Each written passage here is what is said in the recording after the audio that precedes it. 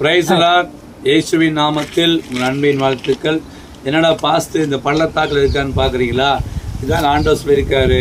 ஏசாயா புஸ்தகம் 40:4 பள்ளத்தாக்குகளால் உயர்த்தப்பட்டு சகல மலையும் குன்றுகளும் தாழ்த்தப்பட்டு கோணலானவை செவ்வையாக்கி கரடுமுரடானவை சமமாக்கப்படும் என்று. உங்கள் வாழ்க்கையில் இதெல்லாம் பள்ளத்தாக்கில் இருக்கிறது. ஒருவேளை அழுகின் பள்ளத்தாக்காக இருக்கலாம், வியாதிங்கிற பள்ளத்தாக்குள்ளே கிடக்கலாம். நீங்கள் உங்களை தூக்கி விட யாரும் இல்லைன்னு சொல்லி நீங்கள் புலம்பிக் கொண்டு இருக்கலாம்.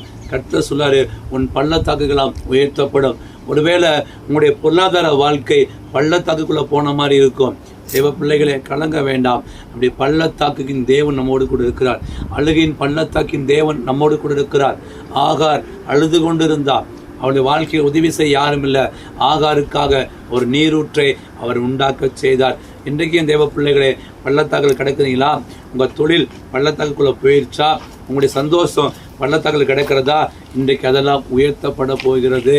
பள்ளத்தாக்குகளாம் உயர்த்தப்பட்டு மழை கரடு முடானவையெல்லாம் சரியாக்கப்படும். ஆமென். தெய்வ பிள்ளைகள், கலங்காமல் தினமனதாக இருங்க. உங்கள் வாழ்க்கையில் இதெல்லாம் பள்ளத்தாக்காக இருக்கோ அது எல்லாவற்றையும் தேவன் மாற்றி போட வல்லவராக இருக்கிறார். நான் உங்களுக்காக ஜெபிக்கலாமா? தகப்பனை, இந்த வீடியோ பார்க்குற ஒவ்வொருத்தரும் நான் ஜெபிக்காண்டவர். அவங்களுடைய வாழ்க்கையில் இதெல்லாம் பள்ளத்தாக்காக இருக்கிறதோ, இதெல்லாம் கோணலாக இருக்கிறதோ, இதெல்லாம் கரடமுடாக இருக்கோ, அது எல்லாவற்றையும் என் தேவன் செவ்வையாக்காய் மாற்றும்படியாக ஜெபிக்கிறப்பா. பள்ளத்தாக்கில் உயர்த்தப்படட்டும். கரடமுடானவைகள் கோணலானவை எல்லாம் செவ்வையாக்கப்பட்டுப்பா. உங்களுடைய ஆசீர்வதிங்க, பலப்படுத்துங்க. இயேசுவின் நாமத்தில் பிதாவே, ஆமென்.